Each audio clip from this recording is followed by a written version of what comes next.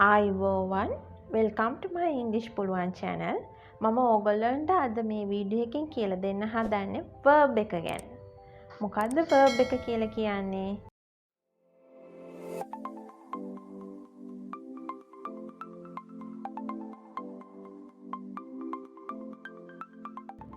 verb එක කියලා කියන්නේ ක්‍රියාපදයට. ක්‍රියාපද අපි දන්නවනේ ගොඩක් තියෙන. අපි කරන හැම දෙයක්ම ක්‍රියාවක්. එතකොට කනවා, බොනවා, නානවා ඔය සියලුම දේ අපි හඳුන්වන්නේ ක්‍රියාපද ලෙස. ඉතින් verb එකක් අපි දැනගෙන ඉන්න ඕනේ අනිවාර්යයෙන්ම ඉංග්‍රීසියෙන් වාක්‍ය හදද්දී. මොකද verb එකක් නැතුව අපිට වාක්‍යයක් හදන්න බෑ. verb එක කොටස් තුනක් තියෙනවා. present, past, participle. go, went, gone. එතකොට ඕගොල්ලන්ට පේනවා ඇති මේ verb තුන විදි තුනක්, තේරුම් තුනක්. go කියන්නේ යනවා, went ගියා, gone ගිහිල්ලා. ඒවට අපි කියනවා irregular verbs කියලා. regular verbs නම් watched, watched, watched. නරඹනවා, නරඹුවා, නරඹලා. එතනදී ඔයගලන්ට පේනවා ඇති අගට past verb එකෙත් past participle එකෙත් අගට ed එකක් එකතු වෙලා තියෙනවා. ඒවට තමයි අපි කියන්නේ regular verbs කියලා. ඉතින් මේ ගැන අවබෝධයක් ඔයගොල්ලන්ට තියෙන්න ඕනි. ඒ ගැන මම ඉස්සරහට තවදුරටත් විස්තර කරන්නම්.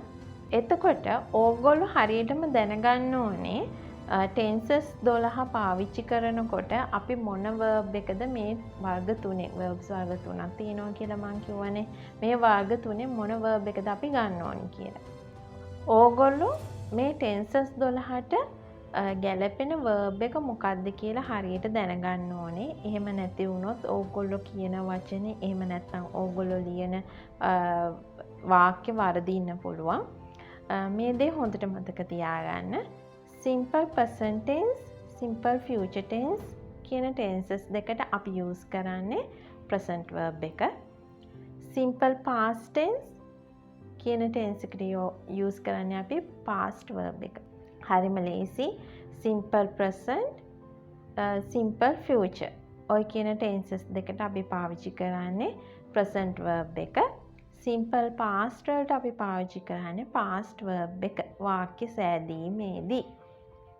ඊට පස්සේ හොඳට මතක තියාගන්න අර continuous තියන්නේ නමට continuous tense එකේ නමට continuous තියෙනවා නම් ඒ කියන්නේ මෙන්න මේ tenses ටිකට present continuous tense, past continuous tense, future continuous tense, present perfect continuous tense, past perfect continuous tense, future perfect continuous tense. ඔය දැන් මං කියපු tenses හැම එකේම continuous කියන word එක තිබ්බනේ. දැන් ඕගොල්ලන්ට ඒක පොඩ්ඩක් තේරුම් යන්න ඇතිනේ. එතකොට tense එකේ නමට continuous කියලා තියෙනවා නම් ඕගොල්ලෝ කරන්න ඕනේ present verb එකට. present verb එකට ing එකතු කරලා තමයි verb එක කියන්න ඕනේ. එහෙම නැත්නම් ලියන්න ඕනේ.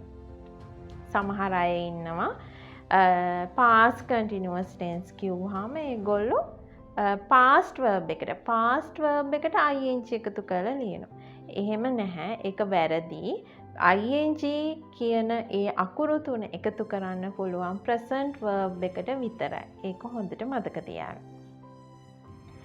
ඊළඟට තව චූටි දෙයක් තියෙනවා ඕගොල්ලෝ මතක තියාගන්න ඕන දෙයක්. present perfect, past perfect, future perfect. ඔය කියන තුනේ perfect කියන word එක විතරයි තියෙන්නේ. ඒ tenses වලට අපි use කරන verb එක තමයි verb එක. past participle.